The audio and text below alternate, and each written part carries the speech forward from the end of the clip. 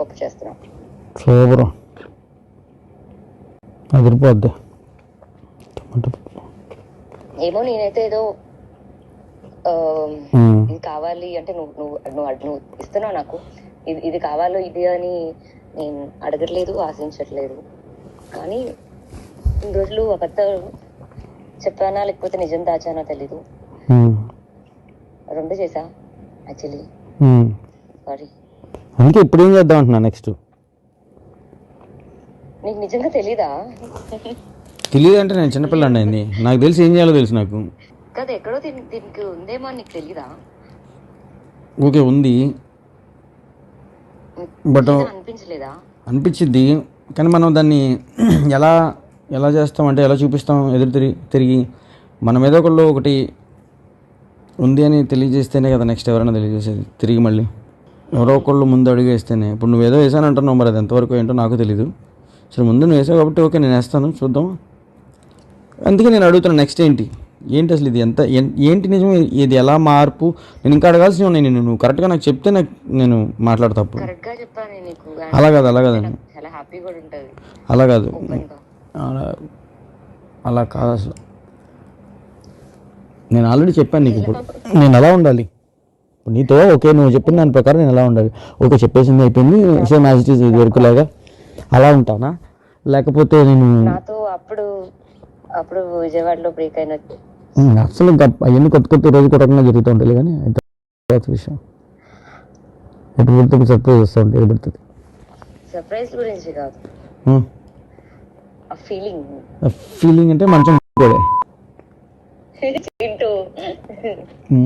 అట్లా ముద్దు. అది ఎందుకు చెప్పావు చింటూ మంచం కోడలని నువ్వు బయట?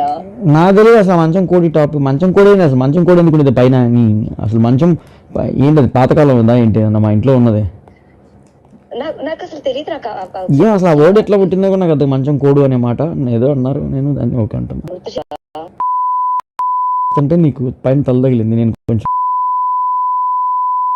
అప్పుడు నువ్వు చిన్నపిల్లవి, నీకు పెద్ద టాలెంట్ లేదు, అలవాట్లేదు, తెలీదు. నేనేమో ఏదో పెద్ద హీరోయిన్, అందమైన అమ్మాయి, ముద్దుగా ఉంది, చిట్టిగా ఉంది, బాగుంది. కానీ నేను అసలు ఆ సినిమాలో ఏదోలాగా ఏదో అదేంటంటే నీకు అది నేను కొంచెం రఫ్ హ్యాండిల్ చేసి ఆ రోజుల్లో నేను అలా చేయటం వల్ల నీకు తల తగిలింది పైన కొంచెం ఇలా పైకి.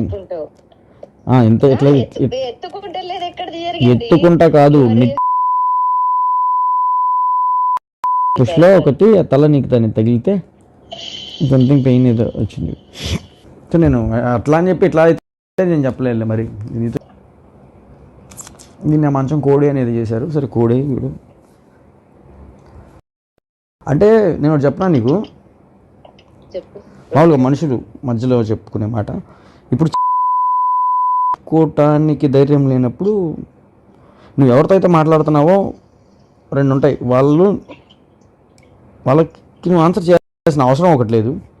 రెండోది నీకు ఇంకా ఎందుకు, నువ్వు ఓపెన్గా లేనప్పుడు నీతో ఆ మనుషులు ఎందుకు. ఇప్పుడు సపోజ్ నేను ఒక మాట చెప్తా ఫస్ట్, ఇటన్నిటికన్నా ముందు నీతో నేను ఒకవేళ ఉన్నాను అనుకో, ఒక మాట చెప్తా నేను, అంటే ఇది అన్ని ఆఫ్టర్ అసలు దాటిపోయిన మాటలు వీటి గురించి, అంటే ఇంక చాలా తర్వాత మాట ఇది. నేను వచ్చాను హైదరాబాద్ నాకు అనుకో, నువ్వు నమ్మవే, నేను ఎందుకు నందనకు కూడా చెప్తా, నువ్వు నమ్మవు. సర్ప్రైజ్ అవ్వచ్చు, షాక్ అవ్వచ్చు, ఏదైనా అనుకోకుండా జరిగిందో లేదా జరిగిందో, నేనైతే ఉన్న అసలు ఒక పాయింట్లో చెప్తా, అది తప్పు రైటో నేను జరిగింది. నేనున్నా అలాగే వాళ్ళతో కూడా చెప్పాను అలా కొన్ని విషయాలు. నేను కనపడటానికి అందరితో ఉన్నట్టు కనపడతా, చాలామంది చాలా చెప్తారు మన గురించి మొత్తం అని, బట్ అలా అని చెప్పి అందరితో అట్లా అంత దూరం తీసుకెళ్ళాను. అలా తీసుకెళ్ళాను అయితే అన్ని రోజులు మీ ఇంట్లో ఉండి నిన్ను అలా హిందూ ఉందని నాకేం భయం కాదు, లేకపోతే హిందూ ఉంది అనేది సంథింగ్ ఇది కాదు.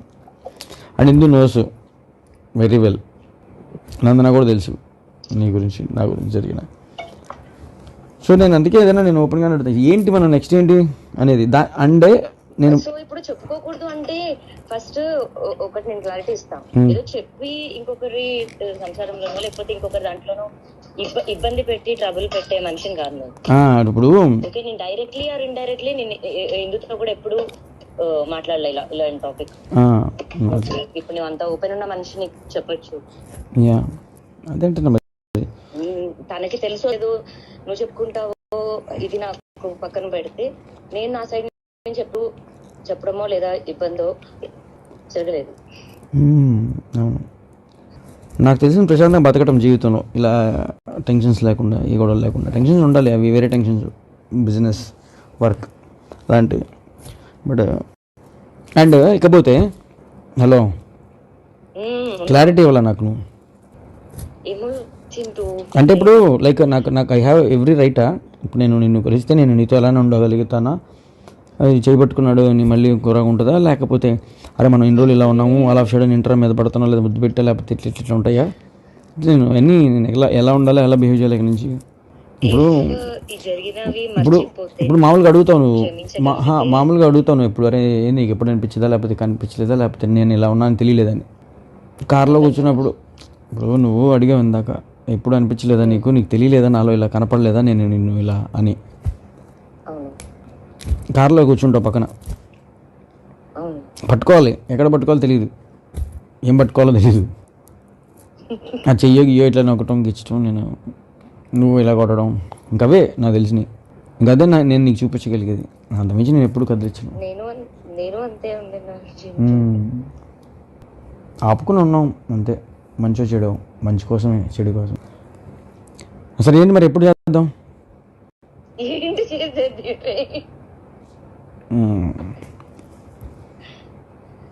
అంటే చాలా సంవత్సరాలు, నేను చాలా ఫాస్ట్, చాలా సంవత్సరాల క్రితం చూసాను నేను. అంతేనా నా పిల్ల మిస్ అయ్యి ఉంటావు కదా, మిస్ అయ్యి ఉంటావు కదా, చెప్తే దాన్ని బట్టి నాకేమాత్రం రైట్స్ ఉన్నాయో అర్థమైంది. ఉన్నాయి చింటూ, అప్పుడు ఇప్పుడు ఎప్పుడు అండ్ నాకు ఉండడమే ఇష్టం. అది ఏదైనా చేసి ఉండాలి అనేలాగా కొట్లాడైనా సరే ఉండిందనేమో. సిగ్గుపడతావు నేను ఎదురుగా వస్తే ఇప్పుడు? అర్థమైతే ఏ చింటూ ఆపు చింటూ, మామూలు అడుగుతున్నాను అట్లా ఎదురుగా వచ్చేసేసి నీకు దగ్గరికి వచ్చేసేసి ఎలా ఉంటుంది ఎక్స్ప్రెషన్? అప్పుడు ఎలా ఉండినాను? అప్పుడు దూరంగా ఉన్నావు, ఇప్పుడు అట్లా ఉండను కదా నేను ఇంత చెప్పాక. అదే అప్పుడు విజయవాడలో అప్పుడు ఎలా ఉన్నాను? అప్పుడు వేరే లెవెల్. మర్చిపోయాను. నాకుంది గుర్తు, ఎక్కి కూర్చుంటావు నా మీద. సీరియస్లీ? మరి మంచి ముద్దు పెట్టేదానివి, బాగుండేది. ఉన్నాయి కొన్ని గుర్తు. నేను ఒక 1 వీక్ సరిపోదేమో, మౌంటైన్స్కి వెళ్ళేసి వస్తావు అక్కడ